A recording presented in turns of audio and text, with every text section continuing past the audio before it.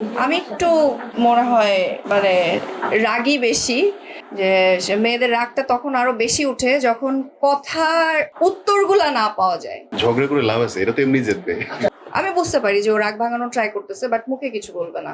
অনেক caring, loving, তারপর responsible. একটা মেয়ে আসলে যেরকম হাজবেন্ড, ড্রিমে যেই রকম হাজবেন্ড হয়তো মেয়েরা চিন্তা করে, ও অ্যাকচুয়ালি ওরকমই। আমি একটু মনে হয় মানে রাগী বেশি, বাট ওর দিক থেকে অনেক বেশি কেয়ারিং। কেয়ারিং শব্দটাই আমার কাছে মনে হয় যে পারফেক্ট। আচ্ছা, প্রাউড ফিল হয় কি? আমার জীবনে আর্জিং শুনেই নাই। সিরিয়াসলি মানে আমাদের বিয়ের আগে ওর সাথে দেখা হওয়ার পরে যখন আমাকে জিজ্ঞেস করছে আমার শো শুনছো না, তারপর এখন বলে যে মনে হয় শো শোনো নাই দেখেই তোমার সাথে আমার বিয়ে হয়েছে। আচ্ছা ভাবি, আপনি যখন রেগে যান, ভাইয়া কি দিয়ে আপনার রাগ ভাঙায়? ঘুমাই।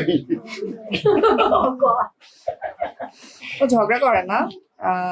রাগ আসলে মেয়েরা বুঝতে পারবে যে মেয়েদের রাগটা তখন আরো বেশি উঠে যখন কথার উত্তরগুলা না পাওয়া যায়।